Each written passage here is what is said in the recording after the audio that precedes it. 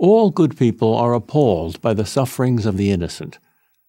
When an innocent person is struck by a painful disease, or tortured or murdered, we naturally feel sadness and helplessness and often rage. Many people have claimed that such suffering is a proof that God does not exist. Their argument goes like this: God is all good and all-powerful. Such a God would not permit unnecessary suffering, yet we constantly observe unjust suffering. Therefore, at least one of the premises about God must be false. Either God is not all good, or he is not all-powerful, or he just doesn't exist. What's wrong with this argument? First, let's examine what we mean when we say that God would not permit unjust suffering. There are two categories of suffering: suffering caused by human beings, which we call moral evils, and suffering caused by nature, for instance, earthquakes or cancer. Free will explains how God could be good and allow moral evil. Because God has given people free will, they are free to behave against God's will. The fact that they do evil does not prove that God is not good. In addition, if there were no God, there would be no absolute standard of good. Every judgment presupposes a standard. And that's true of our moral judgments too. What is our standard for judging evil to be evil? The most we could say about evil, if there were no God, was that we, in our subjective tastes, didn't like it when people did certain things to other people. We wouldn't have a basis for saying an act was bad, only that we didn't like it. So the problem of human evil exists only if God exists.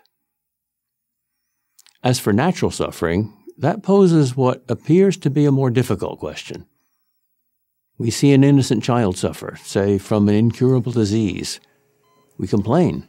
Understandable. We don't like it. Understandable. We feel it is wrong, unfair, and shouldn't happen. Understandable. But illogical unless you believe in God. For if you do not believe in God, your subjective feelings are the only basis upon which you can object to natural suffering.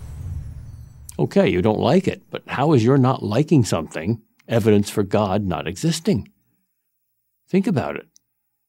It's just the opposite. Our judgments of good and evil, natural as well as human, presuppose God as the standard. If there's no God, there's neither good nor evil. There's just nature, doing what it does. If nature is all there is absolutely no need to explain why one person suffers and another doesn't. Unjust suffering is a problem only because we have a sense of what is just and unjust. But where does this sense come from? Certainly not from nature. There's nothing just about nature. Nature is only about survival. What, in other words, does it mean for suffering to be unnecessary or wrong? How is that determined? Against what standard? Your private standard means nothing. My private standard means nothing. We can talk meaningfully about suffering being unnecessary or wrong only if we have an underlying belief that a standard of right and wrong objectively exists.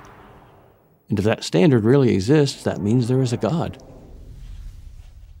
Moreover, the believer in God has an incomparably easier time than the atheist psychologically, as well as logically, in dealing with the problem of natural suffering.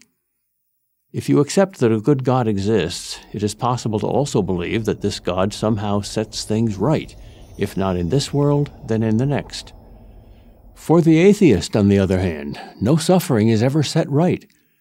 There is no ultimate justice. The bad win and the good suffer. Earthquakes and cancers kill. End of story. Literally. If nature is all there is, how can a sensitive person remain sane in a world in which tsunamis wipe out whole towns, evil men torture and murder innocent victims, and disease attacks people indiscriminately? The answer is, it's not possible. Is that how you want to live? I'm Peter Kreeft, professor of philosophy at Boston College for Prager University. Join Prager University, subscribe to our YouTube channel, and sign up for free at prageru.com.